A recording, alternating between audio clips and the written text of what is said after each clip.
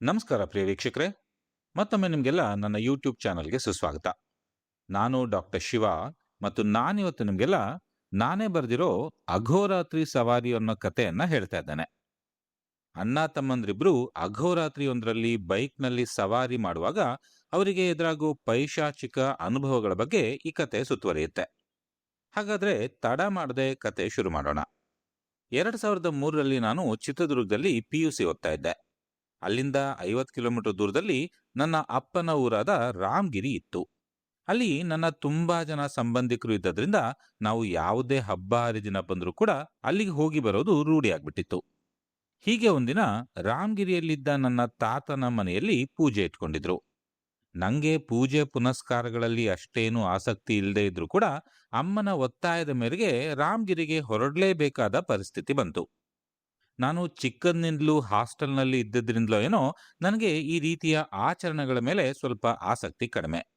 ಹಾಗಂತ ನಾನೇನು ಪೂರ್ತಿ ಪ್ರಮಾಣದ ನಾಸ್ತಿಕ ಏನಲ್ಲ. ಆದರೆ ಮೂಢನಂಬಿಕೆಗಳನ್ನ ಈ ಶತಮಾನದಲ್ಲೂ ಕೂಡ ಕಣ್ಣು ಮುಚ್ಕೊಂಡು ಪಾಲಿಸೋ ನನ್ನ ಮನೆತನದವ್ರ ಜೊತೆಗೆ ನನಗೆ ಬೆರೆಯೋದು ಸ್ವಲ್ಪ ಕಷ್ಟ ಆಗ್ತಾ ಇತ್ತು. ನನ್ನ ನಡವಳಿಕೆ ನೋಡಿ ನನ್ನನ್ನ ಆಸ್ತಿಕನನ್ನಾಗಿ ಮಾಡಲು ನನ್ನ ಅಮ್ಮ ಮಾಡದ ಪ್ರಯತ್ನಗಳೇ ಇಲ್ಲ. ನನ್ನನ್ನ ಅವರು ಎಷ್ಟೋ ಮಠಗಳು, ದೇವಸ್ಥಾನಗಳು, ಪುಣ್ಯಕ್ಷೇತ್ರಗಳಿಗೆ ಕರ್ಕೊಂಡು ಹೋದ್ರು ಕೂಡ ನನ್ನ ವಿಚಾರಧಾರೆಗಳು ಏನಂದ್ರೂ ಬದಲಾಗ್ಲಿಲ್ಲ. ಕೊನೆಗೆ ಅವರೇ ನಾಯಿ ಬಾಲ ಡೊಂಕು ಅಂತ ಸುಮ್ಮನಾಗ್ಬಿಟ್ರು. ಅದಾದ್ಮೇಲೆ ನಂಗೆ ಪೂಜೆಗಳಿಗೆ ಕರೆ ಬರೋದು ಸ್ವಲ್ಪ ಕಡಿಮೆ ಆಗಿತ್ತು. ಆದ್ರೆ ಈ ಬಾರಿ ಮಾತ್ರ ನಾನೆಷ್ಟೇ ಬೇಡ್ಕೊಂಡ್ರು ಅಮ್ಮ ನನ್ನನ್ನ ಬಿಟ್ಟೋಗೋಕೆ ರೆಡಿನೇ ಇರಲಿಲ್ಲ. ಕೊನೆಗೆ ನನ್ನ ಮುಂದೆ ಅತ್ತು ಕರೆಯೋ ನಾಟಕ ಮಾಡಿ ನನ್ನನ್ನ ಒಪ್ಪಿಸ್ಬಿಟ್ರು. ಆದದ್ದಾಗ್ಲಿ ಅಂತ ನಾನು ರಾಮಗಿರಿ ಬಸ್ ಹತ್ತದೆ. ಚಿತ್ರದುರ್ಗದಿಂದ ರಾಮಗಿರಿಗೆ 50 ನಿಮಿಷಗಳ ಪ್ರಯಾಣ. ಅಲ್ಲಿಗೆ ಹೋಗೋಕೆ ಇದ್ದದ್ದು ಪ್ರೈವೇಟ್ ಬಸ್ಗಳು ಮಾತ್ರ. ಆ ಬಸ್ಗಳು ಅದರ ತುಂಬೆಲ್ಲ ಜನ ನೇತಾಡೋವರೆಗೂ ಮುಂದಕ್ಕೆ ಹೋಗ್ತಾ ಇರಲಿಲ್ಲ. ಅವತ್ತು ಸ್ವಲ್ಪ ಲೇಟಾಗಿ ಬಂದ ಬಸ್ಗೆ ಜನ ಮುತ್ತಿಗೆನೆ ಹಾಕ್ಬಿಟ್ರು. ಆ ಜನಜಂಗುಳಿ ನೋಡಿ ನಾನು ಯಾವುದೋ ಜಗಳ ಸ್ಟಾರ್ಟ್ ಆಯ್ತು ಅಂತ ಅನ್ಕೊಂಡ್ರೆ ಅವರೆಲ್ಲ ನಮ್ಮ ಬಸ್ಸಿನ ಪ್ರಯಾಣಿಕರೇ ಅಂತ ಗೊತ್ತಾದ್ಮೇಲೆ ಸ್ವಲ್ಪ ಬೇಜಾರಾಯ್ತು. ನನ್ನಪ್ಪ ತಮ್ಮ ಪೊಲೀಸ್ ಗತ್ತು ತೋರಿಸಿ ನಮಗಾಗಿ ಮೊದಲೇ 3 ಸೀಟು ಬುಕ್ ಮಾಡಿದ್ರು. ಹಾಗಾಗಿ ನಮ್ಗೆ ಸೀಟಿಗಾಗಿ ಹೊಡೆದಾಡಬೇಕಾದ ಸಂದರ್ಭ ಬರಲಿಲ್ಲ. ಬಸ್ಸಿನ ತುಂಬೆಲ್ಲ ಜನಗಳು ಕೆರ್ಕೊಳ್ಳೋಕ್ಕೂ ಆಗದಂಗೆ ತುಂಬಿದ್ರು ಕೂಡ ಡ್ರೈವರ್ ಸಾಹೇಬ್ರು ಆರಾಮಾಗಿ ಸೈಡ್ನಲ್ಲಿರೋ ಅಂಗಡಿಲಿ ಟೀ ಕುಡಿತಾ ನಿಂತಿದ್ರು. ನಾನು ಅಪ್ಪನಿಗೆ ಯಾಕೆ ಡ್ರೈವರ್ ಬರ್ತಾ ಇಲ್ಲ ಅಂತ ಕೇಳಿದ್ದಕ್ಕೆ ಅವರು ನಕ್ಕು, ಬಸ್ ಹೊರಡೋಕೆ ಇನ್ನು 20 ನಿಮಿಷ ಇದೆ ಕಣೋ ಅಂದ್ರು. ನಾನು ಎಷ್ಟು ಬರಲ್ಲ ಅಂದ್ರೂ ಕೂಡ ಡ್ರಾಮಾ ಜೂನಿಯರ್ಸ್ ಕಂಟೆಸ್ಟೆಂಟ್ ತರ ಡ್ರಾಮಾ ಮಾಡಿ ನನ್ನನ್ನ ಎಳ್ಕೊಂಡ್ ಬಂದ ಅಮ್ಮನ ಮೇಲೆ ನಂಗೆ ಸಿಕ್ಕಾಬಟ್ಟೆ ಕೋಪ ಬಂತು. ಆದ್ರೆ ಏನಾದ್ರೂ ಹೇಳಿದ ತಕ್ಷಣ ಅಮ್ಮ ಹಳೆ ರೆಕಾರ್ಡರ್ ತರ ದೇವರ ಕಾರ್ಯಕ್ಕೆ ಹೋಗುವಾಗ ಸಮಾಧಾನದಿಂದ ಹೋಗ್ಬೇಕು, ಅವಸರ ಎಲ್ಲ ಮಾಡಬಾರ್ದು ಅಂತ ಯಾವಾಗ್ಲೂ ಹೇಳೋದು ಕಾಮನ್ನು. ಹಾಗಾಗಿ ಉತ್ತರ ಗೊತ್ತಿದ ಮೇಲೂ ಪ್ರಶ್ನೆ ಕೇಳೋ ಅಂತ ಮುಟ್ಟಾಳ್ತನ ನಾನವತ್ತು ಮಾಡಕ್ ಹೋಗ್ಲಿಲ್ಲ.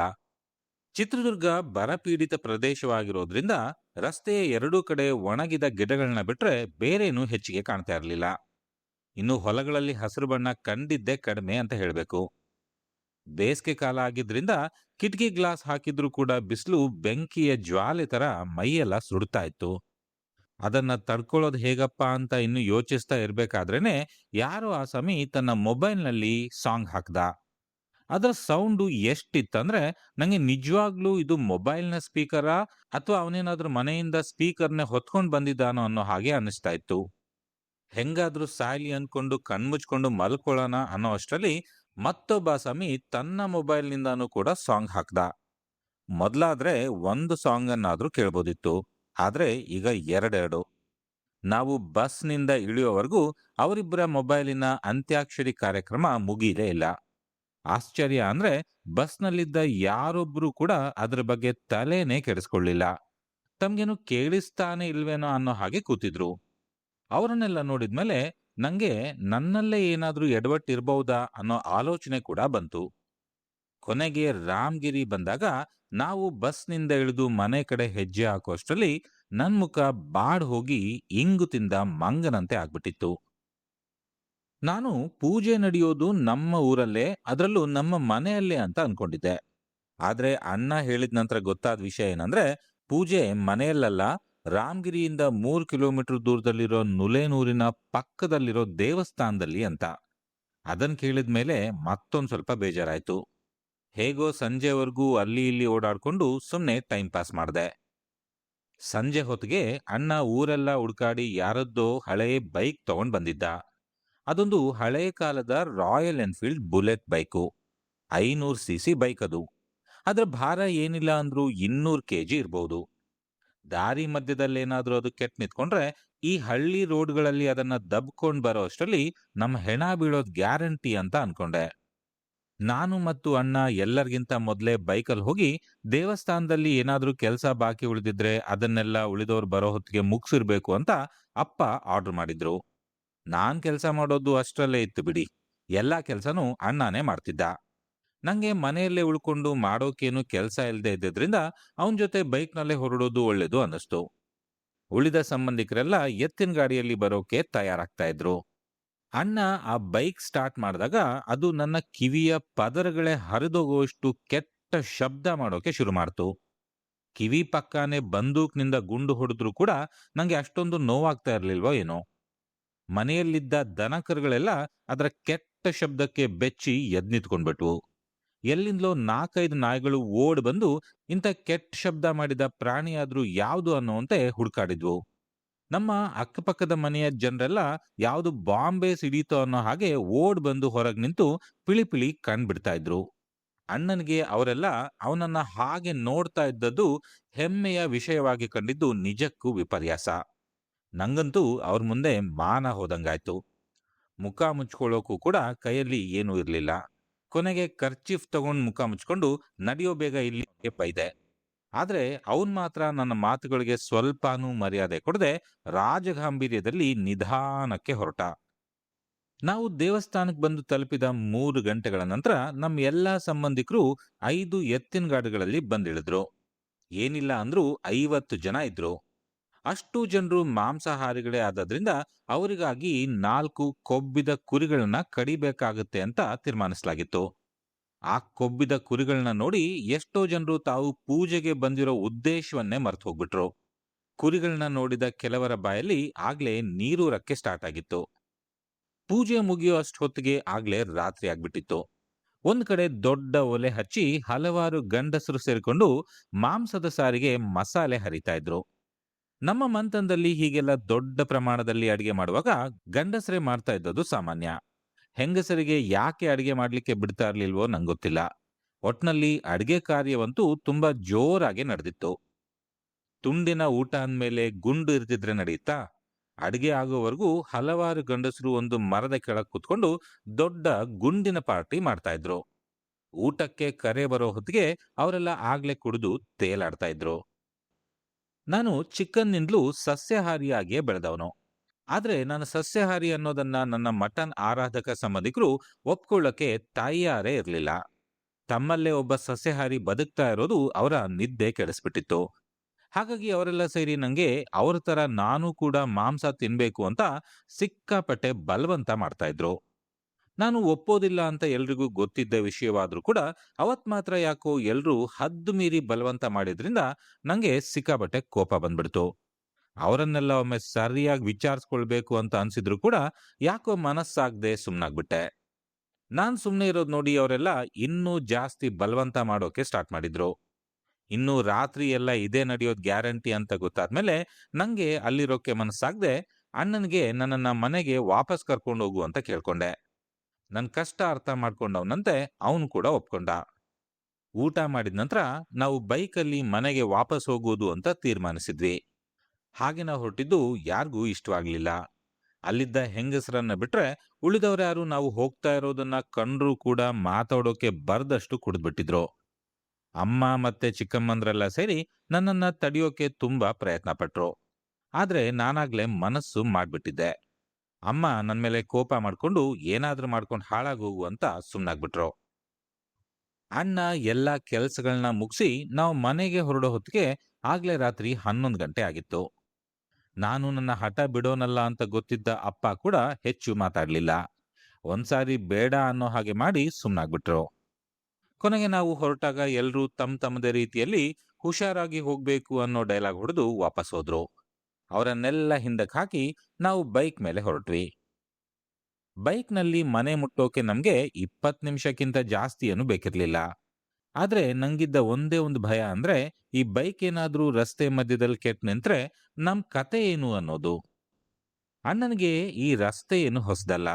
ಇದೇ ರೋಡ್ನಲ್ಲಿ ದಿನ ಸೈಕಲ್ ಹೊಡೆಯೋ ಅವನನ್ನ ನಂಬಿಯೇ ನಾನು ನಡುರಾತ್ರಿಯಲ್ಲಿ ವಾಪಸ್ ಹೋಗೋ ಸಾಹಸಕ್ಕೆ ಕೈ ಹಾಕಿದ್ದು. ನಾವು ರಾಮಗಿರಿಯ ಬೆಟ್ಟವನ್ನ ಸುತ್ತಿ ಮನೆ ತಲುಪಬೇಕಿತ್ತು. ನನಗೆ ಸರಿಯಾಗಿ ತಿಳಿದ ಹಾಗೆ ರಾಮಗಿರಿ ಬೆಟ್ಟದಲ್ಲಿ ಒಂದು ಚಿರತೆ ಮತ್ತು 2 ಕರಡಿಗಳು ವಾಸವಾಗಿದ್ವು. ಅವುಗಳನ್ನ ನಾನೇ ಕಣ್ಣಾರೆ ಕಂಡಿದ್ದೆ ಕೂಡ. ಆದ್ರಿಂದ ನಾವು ಆದಷ್ಟು ಎಚ್ಚರಿಕೆಯಿಂದ ಇರಬೇಕಿತ್ತು. ಆದ್ರೆ ನಮ್ ಬೈಕಿನ ಶಬ್ದ ಎಷ್ಟಿತ್ತಂದ್ರೆ ಚಿರತೆ ನಮ್ಮ ಪಕ್ಕದಲ್ಲೇ ಘರ್ಜಿಸಿದ್ರು ಕೂಡ ನಮ್ಗೆ ಖಂಡಿತವಾಗಿಯೂ ಅದು ಕೇಳಿಸ್ತಾನೆ ಇರಲಿಲ್ಲ. ನಾವು ಕಾಡು ಪ್ರಾಣಿಗಳಿಗೆ ಹೆದರದೇ ಇದ್ರೂ ಕೂಡ ಕತ್ತಲೆಯ ಗವಿಯಂತಿದ್ದ ನಮ್ಮ ಸುತ್ತಮುತ್ತಲಿನ ಪರಿಸರ ನಮ್ಮನ್ಸಲ್ಲಿ ಸ್ವಲ್ಪ ಅಳಕನ್ನ ಸೃಷ್ಟಿ ಮಾಡಿತ್ತು. ನಮ್ ಪಾಲಿಗೆ ಸದ್ಯದ ಬೆಳಕು ಅಂದ್ರೆ ಅದು ಬೈಕಿನ ಹೆಡ್ಲೈಟ್ ನಿಂದ ಬರ್ತಾ ಇದ್ದ ಬೆಳಕು ಮಾತ್ರ. ಅದೋ ಸಣ್ಣ ಟಾರ್ಚ್ಗಿಂತಲೂ ಕೂಡ ಕಡೆಯಾಗಿತ್ತು. ನಮ್ಮಿಬ್ರ ಹತ್ರನೂ ಮೊಬೈಲ್ಗಳಿದ್ರೂ ಕೂಡ ಅವುಗಳ ಬೆಳಕು ಎಲ್ಲಿಗೂ ಸಾಕಾಗ್ತಾ ಇರಲಿಲ್ಲ. ನಾವು ಸ್ವಲ್ಪ ದೂರ ಬಂದು ರಾಮಗಿರಿ ಬೆಟ್ಟದ ತಿರುವಿಗೆ ಬರೋಷ್ಟರಲ್ಲಿ ಗಾಳಿ ವೇಗವಾಗಿ ಬೀಸೋಕೆ ಶುರುವಾಯ್ತು. ಅದೇನು ಚಳಿಗಾಲದ ರಾತ್ರಿ ಆಗಿರ್ಲಿಲ್ಲ. ಹಾಗಾಗಿ ನಾನು ಅಂತಹ ಗಾಳಿಯನ್ನೇನು ನಿರೀಕ್ಷಿಸಿರ್ಲಿಲ್ಲ. ಬೈಕಿನ ಲೈಟಿನ ಬೆಳಕಿಗೆ ಸಣ್ಣ ಸಣ್ಣ ಹುಳುಗಳು ಆಕರ್ಷಿತಗೊಂಡು ಬಂದು ಕಣ್ಣಿಗೆ ಬಡಿತಾ ಇದ್ವು. ಅಣ್ಣನ್ ಕಣ್ಣಿಗೆ ಏನೋ ಬಿದ್ದಿರ್ಬೇಕು. ಅವನು ಕಣ್ಣು ಉಜ್ಕೊಳ್ತಾ ಬೈಕ್ ನಿಧಾನ ಮಾಡ್ದ. ಕೊನೆಗೆ ಒಂದ್ ಕಡೆ ಬೈಕನ್ನ ನಿಲ್ಸೇ ಬಿಟ್ಟ. ಆಗ ನಂಗೆ ಒಂದು ವಿಚಿತ್ರವಾದ ಆಲೋಚನೆ ತಲೆಗೆ ಬಂತು. ಗಾಳಿ ಬೆಟ್ಟದ ಕಡೆಯಿಂದ ಬೀಸ್ತಾ ಇತ್ತು. ಆದ್ರೆ ಬೆಟ್ಟದ ಮೇಲೆ ಅಂತ ದೊಡ್ಡ ಮರಗಳೇನೂ ಇರ್ಲಿಲ್ಲ. ಇದ್ದದ್ದೆಲ್ಲ ಸಣ್ಣ ಪುಟ್ಟ ಪೊದೆಗಳಷ್ಟೇ. ಆದ್ರೂ ಇಷ್ಟೊಂದ್ ಗಾಳಿ ಬೀಸ್ತಾ ಇರೋದಾದ್ರೂ ಹೇಗೆ ಅಂತ ಆಶ್ಚರ್ಯಪಟ್ಟೆ. ಅವತ್ತಿನ ರಾತ್ರಿ ಚಂದ್ರನ ಬೆಳಕು ಕೂಡ ಸ್ವಲ್ಪನೂ ಇರ್ಲಿಲ್ಲ. ಅಷ್ಟರಲ್ಲಿ ಎಲ್ಲಿಂದಲೋ ಓಡಿ ಬಂದಂತೆ ಮೋಡಗಳು ಆವರಿಸಿ ಕತ್ಲು ಇನ್ನೂ ಹೆಚ್ಚಾಗೋಯ್ತು. ನಾನಿನ್ನು ಸುತ್ತಮುತ್ತಲು ನಡೀತಾ ಇರೋ ವಿಚಿತ್ರ ಘಟನಾವಳಿಗಳ ಯೋಚನೆಯಲ್ಲಿ ಮುಳುಗಿರುವಾಗ್ಲೇ ನಮ್ ಬೈಕು ಧುಪ್ ಧುಪ್ ಅಂತ ಶಬ್ದ ಮಾಡ್ತಾ ನಿಂತೇ ಹೋಯ್ತು. ಅಷ್ಟೊತ್ತು ನಾವು ಎಂತ ಕತ್ಲೆ ಸಾಮ್ರಾಜ್ಯದಲ್ಲಿದ್ದೀವೋ ಅಂತ ನಮ್ಗೆ ಸರಿಯಾಗಿ ಅರಿವಾಗಿದ್ದು ಆಗ್ಲೇ. ಎಂತ ಕಗ್ಗತ್ಲೆಂದ್ರೆ ಬೈಕಲ್ಲಿ ನನ್ನ ಎದುರಿಗೆ ಕೂತಿದ್ದ ಅಣ್ಣನೇ ನನಗೆ ಕಾಣ್ಲಿಲ್ಲ. ಅವನು ಅಲ್ಲಿದ್ದಾನೋ ಇಲ್ವೋ ಅಂತ ತಿಳಿಯೋಕೆ ಅವನನ್ನ ನಾನು ಮುಟ್ಟಿ ನೋಡ್ಬೇಕಾಯ್ತು. ಬೈಕ್ ಆಫ್ ಆದ ತಕ್ಷಣವೇ ಅಣ್ಣ ಕಣ್ಣುಜ್ಕೊಳ್ಳೋದನ್ ಬಿಟ್ಟು ಬೈಕ್ ಸ್ಟಾರ್ಟ್ ಮಾಡೋಕೆ ಶುರು ಮಾಡ್ದ. ಆದ್ರೆ ಅದು ಸ್ಟಾರ್ಟ್ ಆಗ್ಲಿಲ್ಲ. ಅವನು ಎಷ್ಟೇ ಪ್ರಯತ್ನ ಪಟ್ರು ಅದು ಒಂದೆರಡು ಸಾರಿ ಧುಪ್ ಧುಪ್ ಅಂತ ಸೌಂಡ್ ಮಾಡಿ ಸುಮ್ನಾಗ್ಬಿಡ್ತಿತ್ತು. ನಾನು ನನ್ನ ಮೊಬೈಲ್ ಹೊರಗೆ ತೆಗೆದು ಸ್ವಲ್ಪ ಮಟ್ಟಿಗಾದ್ರೂ ಬೆಳಕ್ ಮಾಡ್ದೆ. ಒಬ್ಬರ ಮುಖ ಮತ್ತೊಬ್ರು ನೋಡ್ಕೊಂಡ್ಮೇಲೆ ಮನಸ್ಸಿಗೆ ಸ್ವಲ್ಪ ಸಮಾಧಾನವಾಯ್ತು. ನಡುರಾತ್ರಿಯಲ್ಲಿ ಬೈಕು ಹಾಗೆ ಕೈಕೊಟ್ಟದ್ದು ನಿಜಕ್ಕೂ ಕಳವಳಕಾರಿಯಾಗಿತ್ತು. ನಾವೇನು ತುಂಬಾ ದೂರ ಕೂಡ ಬಂದಿರ್ಲಿಲ್ಲ. 1 ಕಿಲೋಮೀಟರ್ ಬಂದ ದಾರಿಯಲ್ಲಿ ಹಿಂದಕ್ಕೆ ಹೋದ್ರೆ ಪೂಜೆ ನಡೆದ ಜಾಗಕ್ಕೆ ಹೋಗ್ತಿದ್ವಿ. 2 ಕಿಲೋಮೀಟರ್ ಮುಂದಕ್ಕೆ ಹೋದ್ರೆ ನಮ್ಮೂರೇ ಸಿಕ್ಬಿಡ್ತಿತ್ತು. ಆದ್ರೆ ಆ ಬೈಕನ್ನ ಏನ್ ಮಾಡೋದು? ಮೊದ್ಲೇ ಬೇರೆಯವರದ್ದು. ಬೇರೆಯವರ ಬೈಕನ್ನ ಹಾಗೆಲ್ಲ ಎಲ್ ಬೇಕೋ ಅಲ್ಲಿ ದಾರಿಯಲ್ಲಿ ಬಿಟ್ಟು ಹೋಗೋದು ಎಷ್ಟು ಸರಿ? ಆದ್ರೆ ಹಾಗಂತ ಅದನ್ನ ತಳ್ಕೊಂಡು ಹೋಗೋದು ಕೂಡ ಸಾಧ್ಯ ಇರಲಿಲ್ಲ. ಅದರ ಭಾರಕ್ಕೆ ನಾವದನ್ನ 100 ಮೀಟರ್ ತಳ್ಳೋದು ಕೂಡ ಅಸಾಧ್ಯವಾದ ಕೆಲಸವಾಗಿತ್ತು. ಅಣ್ಣ ಎಷ್ಟೇ ಕಿಕ್ ಹೊಡೆದ್ರೂ ಬೈಕ್ ಸ್ಟಾರ್ಟ್ ಆಗದೆ ಇದ್ದಾಗ ನಾನು ಬೈಕ್ನಿಂದ ಕೆಳಗಿಳಿದ್ ನಿಂತೆ. ಸುತ್ತಲೂ ಸ್ಮಶಾನ ಮೌನ. ಅಣ್ಣ ಬೈಕ್ ಸ್ಟಾರ್ಟ್ ಮಾಡ್ತಾ ಇರೋ ಶಬ್ದ ಬಿಟ್ರೆ ಬೇರೊಂದು ಕ್ರಿಮಿ ಕೀಟದ ಸುಳಿವು ಕೂಡ ಇಲ್ಲ. ಅವನೇನಾದ್ರೂ ಬೈಕ್ ಸ್ಟಾರ್ಟ್ ಮಾಡೋದನ್ನ ನಿಲ್ಲಿಸ್ಬಿಟ್ರೆ ಆ ಕತ್ಲಲ್ಲಿ ಅವನ್ ಎಲ್ಲಿದ್ದಾನೆ ಅಂತ ಹೇಳೋದು ಕೂಡ ಅಸಾಧ್ಯವಾಗಿತ್ತು. ನನ್ನ ಸಮಾಧಾನಕ್ಕೋ ಎಂಬಂತೆ ಅವನು ಕೂಡ ಅದು ಇದು ಮಾತಾಡ್ತಾ ತನ್ನ ಇರುವನ್ನ ತೋರಿಸ್ತಾ ಇದ್ದ. ಯಾವಾಗ ಬೈಕು ಎಷ್ಟು ಕಿಕ್ ಹೊಡೆದ್ರೂ ಸ್ಟಾರ್ಟ್ ಆಗ್ಲಿಲ್ವೋ ಅಣ್ಣನ ಚಡಪಡಿಕೆ ನಿಧಾನವಾಗಿ ಹೊರಗೆ ಬರೋಕ್ ಶುರುವಾಯ್ತು. ಭಯಕ್ಕೋ ಏನೋ ಅನ್ನುವಂತೆ ತುಂಬಾ ಅವಸರ ಮಾಡ್ತಾ ಇದ್ದ. ಅವನನ್ನ ಸುಧಾರಿಸೋಕೆ ಅಂತ ಅವನಿಂದ ಬೈಕನ್ನ ನಾನ್ ತಗೊಂಡು ನಾನೇ ಸ್ಟಾರ್ಟ್ ಮಾಡೋಕೆ ಮುಂದಾದೆ. ನಾನು ಹೊಡೆದ ಮೊದಲ ಕಿಕ್ಕಿಗೆ ಬೈಕು ಜೋರಾಗಿ ಮುಂದಕ್ಕೆ ಬಂತು. ಬೈಕು ಗೇರಲ್ಲೇ ಇರಬೇಕು ಅನ್ಕೊಂಡು ಅದನ್ನ ನ್ಯೂಟ್ರಲ್ಗೆ ಹಾಕೋಕ್ ನೋಡಿದ್ರೆ ಅದು ಸರಿಯಾಗಿ ನ್ಯೂಟ್ರಲ್ನಲ್ಲೇ ಇತ್ತು. ನಾನು ಮತ್ತೊಂದು ಕಿಕ್ ಹೊಡಿಯೋಕೆ ಅಂತ ಇನ್ನೂ ಕಾಲೆತ್ತಿದ್ದೆ ಅಷ್ಟೇ. ಅಷ್ಟರಲ್ಲಿ ಯಾರೋ ತಳೆದಂತೆ ಬೈಕು ಮುಂದಕ್ಕೆ ಬಂತು. ಕಿಕ್ ಹೊಡಿಯೋಕೆ ಅಂತ ಕಾಲ್ ಮೇಲೆ ಎತ್ತಿದ್ದಾಗ ಬೈಕ್ ಮುಂದಕ್ಕೆ ಬಂದಿದ್ರಿಂದ ನಾನೊಮ್ಮೆ ಮುಗ್ಗರಿಸಿ ಬೈಕು ಬೀಳದಂತೆ ಹೇಗೋ ಹಿಡಿದು ನಿಲ್ಸಿ ಕೆಳಗಿಳಿದ್ಬಿಟ್ಟೆ. ಆ ಕತ್ಲಲ್ಲಿ ನಾನು ಬೈಕಿನ ಕೆಳಗೆ ಬೀಳದೆ ಇದ್ದದ್ದೇ ನನ್ನ ಅದೃಷ್ಟ ಅಂತ ಅನ್ಬೇಕು. ಅಣ್ಣನೇ ಹಾಗೆ ದಬ್ಬಿರ್ಬೇಕು ಅಂತ ಅನ್ಕೊಂಡು ನಾನು ಯಾಕೋ ಹಾಗೆ ತಳ್ತಾ ಇದೀಯಾ, ಹೇಳಾದ್ರೂ ತಳ್ಬಾರ್ದ ಅಂತ ಹೇಳೋದಕ್ಕೂ, ಅವನು ನ್ಯೂಟ್ರಲ್ ಮಾಡು, ನ್ಯೂಟ್ರಲ್ ಮಾಡು ಅಂತ ದೂರದಲ್ಲೆಲ್ಲೋ ನಿಂತು ಹೇಳೋದಕ್ಕೂ ಸರಿ ಹೋಯ್ತು. ನಾನು ಬೈಕಿನ stand hockey mobile light on ಮಾಡಿ ನೋಡಿದ್ರೆ, ನಾನು ಅವನಿಗಿಂತ ಅಂದಾಜು 10 ಮೀಟರ್ ಮುಂದಕ್ಕೆ ಬಂದು ನಿಂತಿದ್ದೆ. ಮೊದ್ಲೇ ಹೆದರಿಕೆ ಹುಟ್ಟುವಂತ ಸನ್ನಿವೇಶದಲ್ಲಿ ಬೈಕು ಅನಾಮತ್ತಾಗಿ ಮುಂದಕ್ಕೆ ಬಂದದ್ದು, ಮತ್ತೆ ಅವನು ನನಗಿಂತ 10 ಮೀಟರ್ ಹಿಂದೆ ಇದ್ದದ್ದು ಒಂದಕ್ಕೊಂದು ಸಂಬಂಧವಿಲ್ಲದ ಘಟನೆಗಳು ಅಂತ ಅನ್ಸ್ಬಿಟ್ವು. ನನ್ನ ಮನಸ್ಸು ಎಲ್ಲ ವೈಜ್ಞಾನಿಕ ತರ್ಕಗಳನ್ನು ಮರೆತು ಮನುಷ್ಯ ಸಹಜ ಗುಣವಾದ ಭಯದಲ್ಲಿ ನಿಧಾನವಾಗಿ ಮುಳುಗೋಕೆ ಆರಂಭಿಸ್ತು. ಆಗಿನ ಕ್ಷಣದ ನಮ್ಮ ಆಲೋಚನೆಗಳನ್ನ ಪದಗಳಲ್ಲಿ ವರ್ಣಿಸೋದು ಅಸಾಧ್ಯ. ಅಣ್ಣನ ಕಣ್ಣುಗಳಲ್ಲಿ ಭಯ ರುದ್ರ ತಾಂಡವವನ್ನೇ ಆಡ್ತಾ ಇತ್ತು. ಬೈಕನ್ನ ಹಾಗೆ 10 ಮೀಟರ್ ಮುಂದಕ್ಕೆ ಹೋಗುವ ಹಾಗೆ ತಳ್ಳೋಕೆ ಅವನಿಗೆ ಸಾಧ್ಯವೇ ಇರಲಿಲ್ಲ. ಅವನ್ ತಳ್ಳಿದಾನೆ ಅಂತ ನಂಗೆ ಈಗ ಅನ್ನಿಸ್ತಾ ಕೂಡ ಇರಲಿಲ್ಲ. ಹಾಗಾದ್ರೆ ನಡೆದದ್ದಾದ್ರೂ ಏನು? ಬೈಕ್ ಯಾಕೆ ಹಾಗೆ ಮುಂದಕ್ಕೆ ಬಂತು? ನನ್ನ ತಲೆಯಲ್ಲಿ ನೂರಾರು ಪ್ರಶ್ನೆಗಳು ಹುಟ್ಕೊಂಡ್ವು. ಇದೇನಾದ್ರೂ ದೆವ್ವ ಭೂತಗಳ ಕೆಲ್ಸಾನ ಅನ್ನೋ ಒಂದು ಆಲೋಚನೆ ಕೂಡ ಮನ್ಸಲ್ಲಾಗೆ ಹಾದು ಹೋಯ್ತು. ಅದೇನಾದ್ರೂ ಹಾಗೆ ಆಗಿದ್ರೂ ಕೂಡ ಅದನ್ನ ಅಣ್ಣನ ಮುಂದೆ ಹೇಳೋ ಹಾಗೆ ಇರಲಿಲ್ಲ.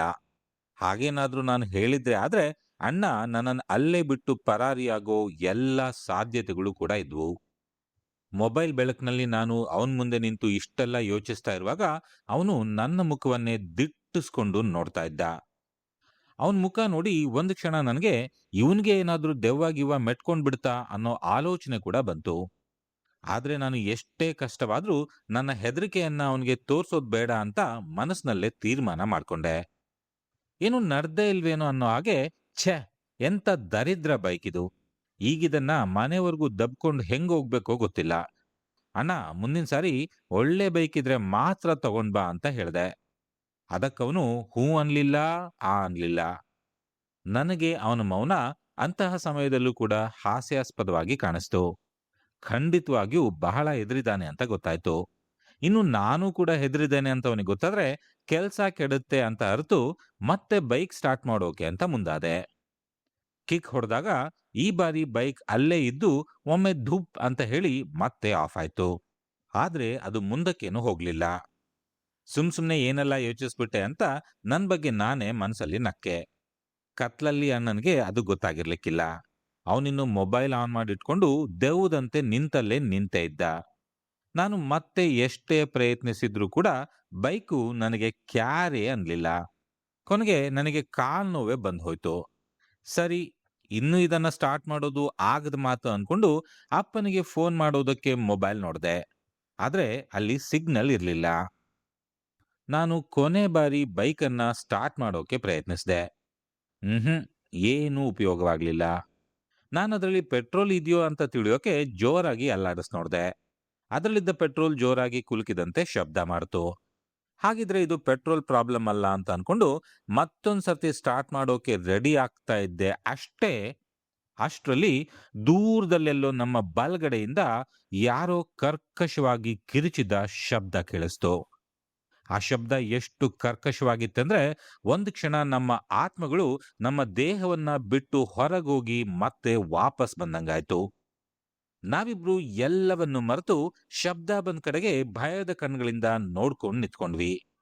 ಕಗ್ಗತ್ತಲೆಯ ಆ ಕಾನನದಲ್ಲಿ ಏನು ಕಾಣಿಸ್ತಾ ಇರಲಿಲ್ಲ. ನಾವು ಶಬ್ದ ಬಂದ ಕಡೆಗೆ ಇನ್ನೂ ನೋಡ್ತಾ ಇರುವಾಗ್ಲೇ ಇನ್ನೊಂದ್ ಕಡೆಯಿಂದ ಮತ್ತು ಈ ಬಾರಿ ಸ್ವಲ್ಪ ಹತ್ರದಿಂದಲೇ ಯಾರೋ ಮತ್ತೆ ಅದೇ ಕಂಠದಿಂದ ಜೋರಾಗಿ ಕಿರಿಚಿದ್ದು ಕೇಳಿಸ್ತು. ಆ ಶಬ್ದಕ್ಕೆ ನಾವಿಬ್ರು ಹೆದರಿ ಆ ಕಡೆ ತಿರುಗಿ ನಿಂತ್ಕೊಂಡ್ವಿ.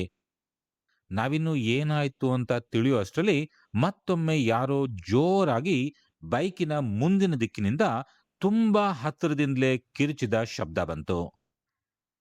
ನಮ್ಮ ಜಂಘಾಬಲವೆಲ್ಲ ಅಲ್ಲಿಗೆ ಛಿದ್ರವಾಗಿ ಹೋಗಿ ನಾವಿಬ್ರು ಒಂದು ಕ್ಷಣ ಶಿಲೆಗಳಂತೆ ನಿಂತ್ಬಿಟ್ವಿ. ಅಷ್ಟು ಕರಾಳವಾದ ರಾತ್ರಿಯಲ್ಲಿ, ಅದರಲ್ಲೂ ಊರಿನಿಂದ ಅಷ್ಟು ದೂರದಲ್ಲಿ ಯಾರೋ ಕಿರಿಚೋದು ಅಂದ್ರೆ ಏನರ್ಥ?